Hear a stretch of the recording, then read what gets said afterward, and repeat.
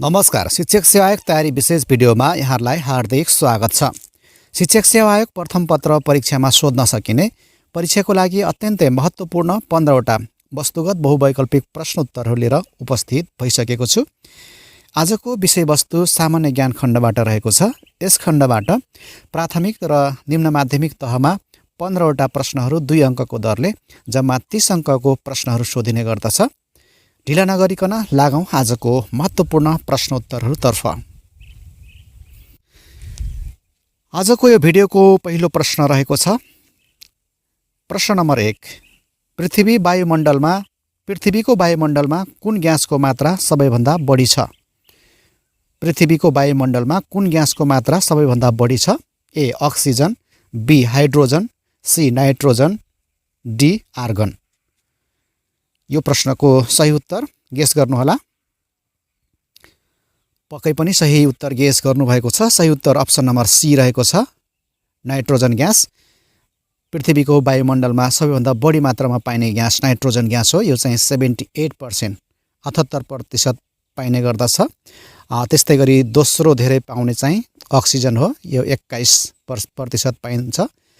Argon चाहिँ 0.9% पाइन्छ। यसलाई डायग्राममा पनि देखाइएको छ, हेर्नुहोला डायग्राममा। नाइट्रोजन 78.084%, यसलाई शून्यान्त गरेर 78% भनिन्छ।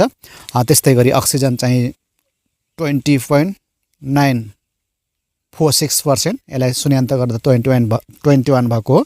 र आर्गन चाहिँ 0.9340% र बाँकी अन्य ग्यासहरू रहेको हुन्छ। प्रश्न नम्बर 2। विश्वको सर्वाधिक उच्च 109 पर्वतहरूमध्ये 96वटा पर्वतमाला रहेको सर्वाधिक अग्लो पर्वतमाला कुन हो? ए हिमालय पर्वतमाला, बी एन्डिज पर्वतमाला, सी रक्की पर्वतमाला, डी मिड ओसन पर्वतमाला। यसको सही उत्तर रहेको छ अप्सन नम्बर ए हिमालय पर्वतमाला। त्यस्तै गरी अर्को प्रश्न रहेको छ। विश्वका तेस्रो अग्लो हिमशिखर उचाइ 8586 मिटर तलका मध्ये कुन हो? विश्वको तेस्रो अग्लो हिमशिखर तलका मध्ये कुन हो जसको उचाइ 8586 मिटर रहेको छ? A Lhotse, B Makalu, C Manaslu, D Kanchenjunga. यो प्रश्नको सही उत्तर अप्सन नम्बर डी रहेको छ, कञ्चनजङ्घा। यो चाहिँ विश्वको तेस्रो अग्लो हिमशिखर हो। पहिलो सगरमाथा भइहाल्यो 8848.86 मिटर। दोस्रो चाहिँ माउन्ट केटु हो। तेस्रो कञ्चनजङ्घा पर्दछ। विश्वको 14वटा 8000 मिटरभन्दा अग्ला 14वटा हिमशिखर मध्ये नेपालमा 8वटा हिमशिखरहरू पर्दछ। यहाँ त्यसको विवरणहरू राखिदिएको छु, हेर्नुहोला। विश्वका प्रमुख चुचुराहरू 14वटा चुचुराहरू रहेको छ। यसलाई यहाँहरूले स्क्रिनसट गरेर पनि राख्न सक्नुहुनेछ। 1 नम्बरमा सगरमाथा रहेको छ 8848.8 छ। दोस्रोमा माउन्ट केटु, यो चाहिँ पाकिस्तानमा पर्दछ। यसको 8611 मिटर उचाइ रहेको छ। तेस्रोमा कञ्चनजङ्घा। यस्तै गरी सबै दिएको छ। 14वटा हिमशिखरहरूको उचाइ सहित यहाँ दिएको छ, यसलाई हेर्नुहोला। 14औँमा चाहिँ सिसापाङमा रहेछ। यो चाहिँ नेपाल चीन सीमा क्षेत्रमा पर्दछ। यसको उचाइ 8013 मिटर रहेको छ। प्रश्न नम्बर 4। विश्वको जलराशिको हिसाबले सबैभन्दा ठुलो र लम्बाइको हिसाबले दोस्रो नदी कुन हो? ए नाइल, बी याङजियाङ, C Amazon, D Mississippi Missouri. विश्वको जलराशिको हिसाबले सबैभन्दा ठुलो र लम्बाइको हिसाबले दोस्रो नदी कुन हो? यसको सही उत्तर अप्सन नम्बर सी रहेको छ, अमेजन। अमेजन नदी चाहिँ विश्वको सबैभन्दा ठुलो नदी हो र लम्बाइको हिसाबले चाहिँ दोस्रोमा पर्दछ। पहिलोमा चाहिँ नाइल नदी हो, सबैभन्दा लामो नदी नाइल हो। यो अफ्रिका महादेशमा पर्दछ। यसको लम्बाइ चाहिँ करिब 6690 किलोमिटर रहेको छ यसको लम्बाइ। त्यस्तै गरी याङजियाङ, यो चाहिँ एसिया महादेशको सबैभन्दा लामो नदी हो। मिसिसिपी मिसौरी चाहिँ यो उत्तर अमेरिकाको सबैभन्दा लामो नदी हो। अमेजन चाहिँ दक्षिण अमेरिकामा पर्दछ, अमेजन नदी। प्रश्न नम्बर 5, बाहुबली झरनाको नामले चिनिने तीनधारे झरना नेपालको कुन जिल्लामा पर्छ? A Sindhupalchok, B Kavrepalanchok, C Dolakha, D Dailekh. Bahubali झरनाको नामले चिनिने तीनधारे झरना नेपालको कुन जिल्लामा पर्छ? यसको सही उत्तर अप्सन नम्बर बी हो, काभ्रेपलाञ्चोक जिल्ला।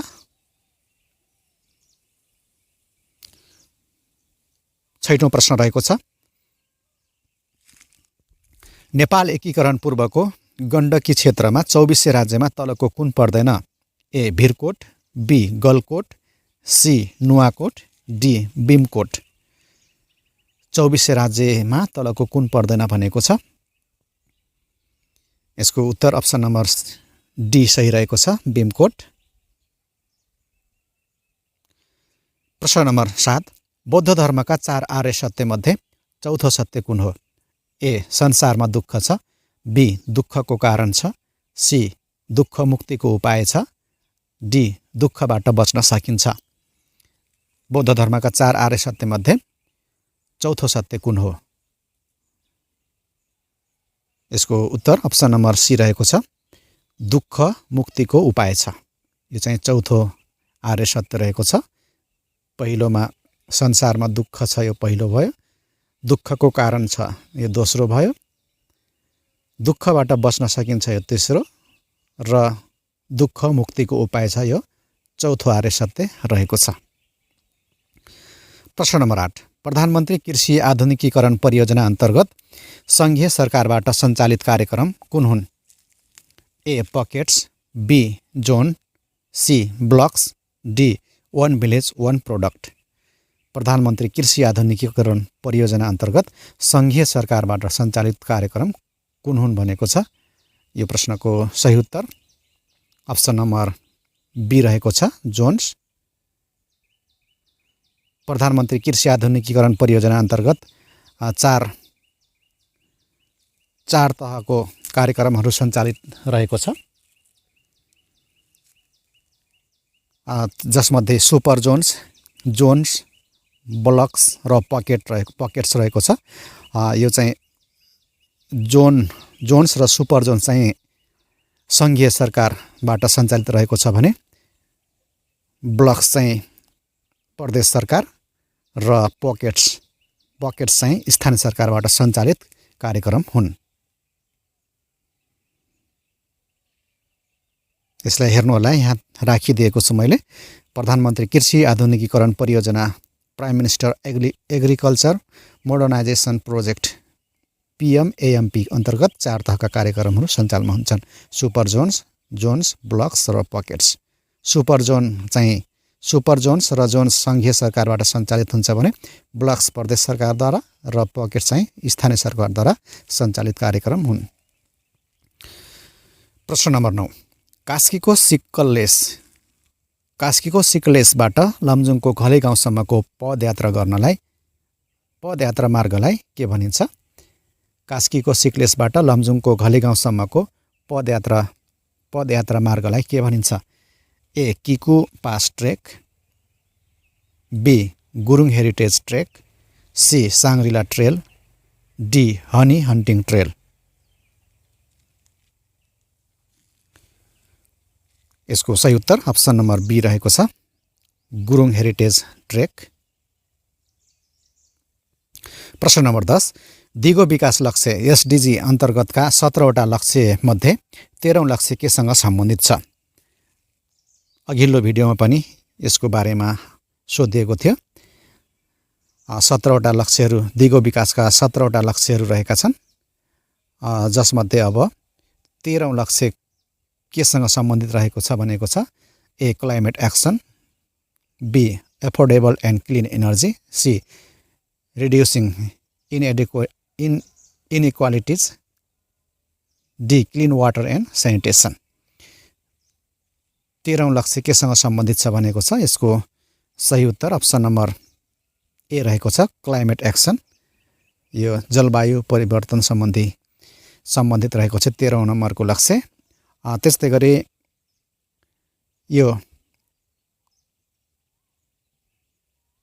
एफोर्डेबल एन्ड क्लिन इनर्जी भनेको छ। यो चाहिँ 7औं नम्बरको लक्ष्यसँग सम्बन्धित छ। त्यस्तै गरी रिड्युसिङ इनइक्वालिटिज भनेको छ, यो चाहिँ 10 नम्बरको लक्ष्य हो। त्यस्तै डी नम्बरको छ क्लिन वाटर एन्ड सेनिटेसन, यो चाहिँ 6 नम्बरको लक्ष्य रहेको छ। बाँकी तपाईहरुले सबै 17वटै लक्ष्यहरू कुन नम्बरको लक्ष्य के हो कण्ठ गर्न आवश्यक छ, जुनसुकै आउन सक्छ, त्यसैले यसलाई एकचोटि यहाँहरूले कण्ठ गर्नुहोला। प्रश्न नम्बर 11, हरित गृह प्रभाव ग्रीन हाउस इफेक्टमा सबैभन्दा बढी असर पुर्याउने ग्यास कुन हो? A chlorofluorocarbon, B methane, C carbon dioxide, D nitrous oxide. हरित गृह प्रभावमा सबैभन्दा बढी असर पुर्याउने ग्यास कुन हो? यसको सही उत्तर रहेको छ option number C carbon dioxide. प्रश्न नम्बर 12, विश्व जलवायु संगठन WMO को प्रधान कार्यालय कहाँ रहेको छ? A Geneva Switzerland, B Rome Italy, C Paris France, D Vienna Austria. विश्व जलवायु संगठनको प्रधान कार्यालय कहाँ रहेको छ? यसको उत्तर अप्सन नम्बर ए सही हो, जेनेभाको स्विजरल्यान्डमा रहेको छ। प्रश्न नम्बर 13, सार्क वातावरण तथा विपद व्यवस्थापन केन्द्र कहाँ रहेको छ?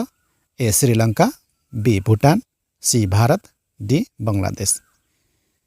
सार्क वातावरण तथा विपद व्यवस्थापन केन्द्र कहाँ रहेको छ? यो चाहिँ भारतमा रहेको छ। सही अप्सन सी हो, भारत।